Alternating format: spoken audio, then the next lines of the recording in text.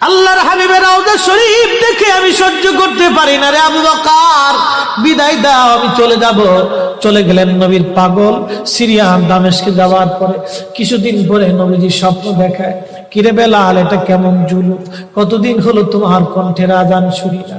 বেলাল রে, তোর কি মন চায় না আমি নবীর জিয়ারতে আসতে? বেলাল আয়, আমি নবীর জিয়ারতে আয় রে বেলাল আয়, কতদিন হলো তোমার কণ্ঠের আজান শুনি না। স্বপ্ন যখন নবীজি দেখাইছে, এ মুসলমান, হযরতে বেলাল সুদূর সিরিয়ার দামেস্ক থেকে পাগলের মতো দৌড়াইলেন, পাগলের মতো ছুটে আসলেন। যখন মদিনাতে আসলেন তখন তাহাজ্জুদের সময় চলতেছিল। তাহাজ্জুদের সময় চলার সময় হযরত বেলাল রাদিয়াল্লাহু আনহু কাঠের জালি দিয়ে তখন রওজা শরীফ ঘিরে রাখা ছিল। ওই জালির পাশে বসে বসে জালির সঙ্গে মাথা ঠেকাইয়া নবীর পাগল বসে বসে গুনগুন গুনগুন করে কাঁদে আর বলে, হুজুর, আপনি আসতে বলেছিলেন, গোলাম এসে হাজির হয়েছে। নবী গো, আজান দিতে বলেছেন, আমি আজান দিলে আপনি আগে নামাজ আসতেন, এখন আজান দিলে কি নবী আপনি নামাজে আসবেন? হুজুর, এখন আজান দিলে কি আপনি নবী নামাজে আসবেন? নতুন মুয়াজ্জিন আসছে আজান দেওয়ার জন্য, এসে দেখে নবীর মুয়াজ্জিন বেলাল কাঁদে। ডাক দেখে মদিনাবাসী শুনছো, নবীর মুয়াজ্জিন ফিরে এসেছে, বেলাল আসছে, বেলাল ফিরে আসছে। এই কথা শোনার পরে সব সাহাবী ঘর থেকে বের হয়ে দৌড়ায় এসে দেখে বেলাল কাঁদে। সাহাবীরা বলে, বেলাল আজান দাও, কতদিন হলো তোমার কণ্ঠের আজান শুনি না। বেলাল আজান দাও, কতদিন হলো আজান শুনি না রে বেলাল। বেলাল বলে, সাহাবীরা রে, আমি আজান দিলে কি নবী নামাজ আসবে বলো? সালমান ফারসি রাদিয়াল্লাহু আনহু ডাক দেখে, সাহাবীরা, আমাদের কথায় বেলাল আজান দিবে না, তোমরা যাও দেখো হাসান আর হুসাইন দুইজন ঘরের মধ্যে আছে। ইমাম হাসান হুসাইন রাদিয়াল্লাহু আনহুমা যদি বলে তাহলে বেলাল অবশ্যই আজান দিবে। সালমান ফারসির পরামর্শে সাহাবীরা দৌড়ায় গেলেন। বর্তমান 7 নম্বর গেট বাবু সালাম বরাবর একটা মসজিদ আছে, মসজিদে আলী। এটাই ছিল হযরত ফাতেমা রাদিয়াল্লাহু আনহার বাড়ি। এই বাড়িতে দৌড়ে যাওয়ার পরে ইমাম হাসান হুসাইন রাদিয়াল্লাহু আনহুমা দুইজনকে নিয়ে আসা হলো। দুইজনকে নিয়ে আসার পরে হযরত ইমাম হাসানকে দেখতে আমার নবীর মতো দেখা যাইতো, চেহারাটা রাসূল করিমের চেহারার মতো ছিল। নাতি দৌহিত্র নানার চেহারা পেয়েছিলেন, ইমাম হুসাইন ও নানার সুরত পেয়েছিলেন। দুই ভাই নানার সুরত পেয়েছিলেন। হযরতে বেলাল রওজা শরীফ থেকে উঠে হযরতে হাসানের বুকের মধ্যে মাথা ঠেকায় কাঁদতেছে, ইমাম হুসাইনের বুকের মধ্যে মাথা ঠেকায় কাঁদে।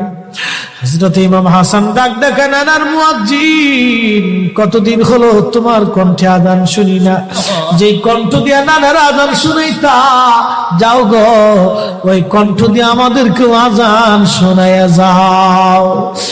যখন হযরতে বেলাল ইমাম হাসান এই কথা বললেন, হযরতে বেলাল দৌড়ায় গেলেন। যেই বনু নাজ্জার গোত্রের মহিলা সাহাবীর ছাদের উপরে দাঁড়ায় বেলাল আযান দিত।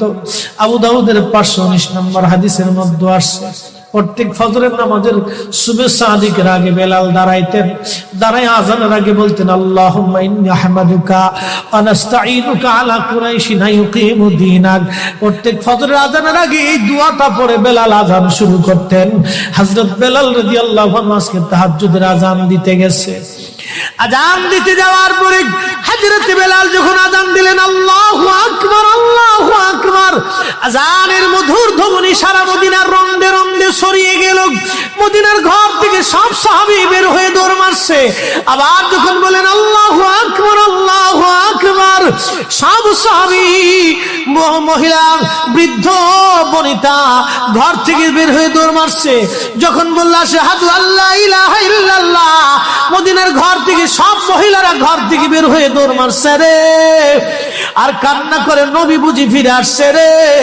আবার যখন বলেন আশহাদু আল্লা ইলাহা ইল্লাল্লাহ, তখন মদিনার মানুষ কান্না করতেছিল, গুন গুন গুন গুন করে কান্না করে। মদিনার ভিতরে আওয়াজ বের হয়ে গেল, নবী বুঝি আসছে রে, নবী বুঝি ফিরে আসছে রে, নবী বুঝি ফিরে আসছে রে, নবী বুঝি আসছে। হযরতে বেলাল যখন বলেন আশহাদু আন্না মুহাম্মাদুর রাসূলুল্লাহ, মদিনার মাটিগুলি থরথর থরথর করে কেঁপে উঠছে রে। মদিনার মানুষের কান্না বেড়ে গেল। হযরত বেলাল অজ্ঞান হয়ে জমিনের মধ্যে পড়ে গেলেন, তিনি বেহুশ। নবীর আশিক বেহুশ হয়ে গেলেন। বেলালের মতো আশিক যদি আমরা হইতাম, এ দুনিয়ায় নবীর দেখা পাইতাম, এ দুনিয়ায় নবীর দেখা পাইতাম। যখন হুঁশ ফিরে আসছে, রওজা শরীফের পাশে বসে বসে বেলাল কাদের বলে, হুজুর আজান দিতে বলেছিলেন, আজান দিয়েছি।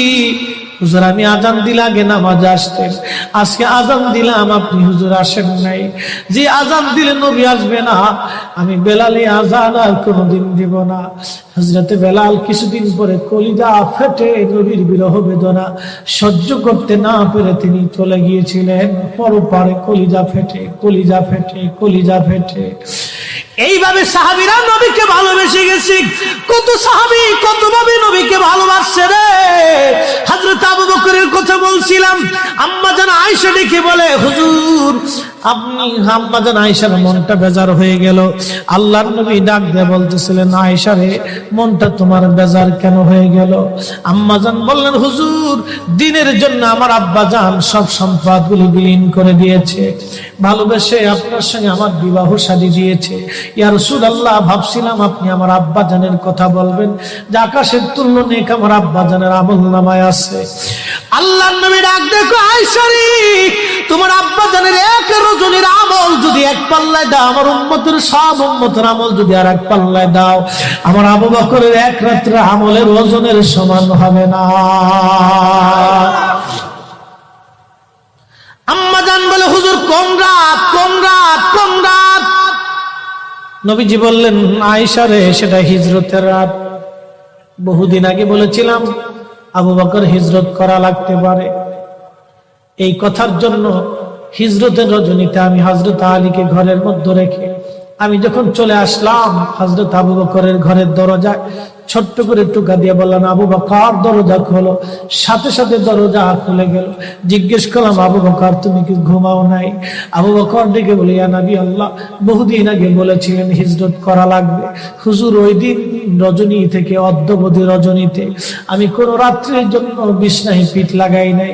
আপনি নবীর অপেক্ষায় দরজার সাথে ঠেস মেরে দাঁড়ায় আমি জেগে থাকি, কখন আপনি আসবেন, কখন আপনি আসবেন, কখন আপনি আসবেন।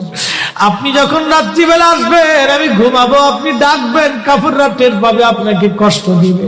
হুজুর একটা রজনীর জন্য আমি বিছনায় পিঠ লাগাই নাই, আপনি নবীর অপেক্ষায় দাঁড়ায় রয়েছি, দাঁড়ায় আসি, দাঁড়ায় আসি, আমি ঘুমাই না। আয়েশা রে এই রজনী আল্লাহর কাছে এত ভালো লাগছে, এত ভালো। আরে সাহাবী আবু বকর নবীকে ভালোবেসে নবীর অপেক্ষায় দাঁড়ানোর জন্য, নবীর জন্য দাঁড়িয়ে থাকার জন্য, নবীর জন্য দাঁড়িয়ে থাকার জন্য আল্লাহ এত বড় প্রতিদান দিয়ে দিলেন, এত বড়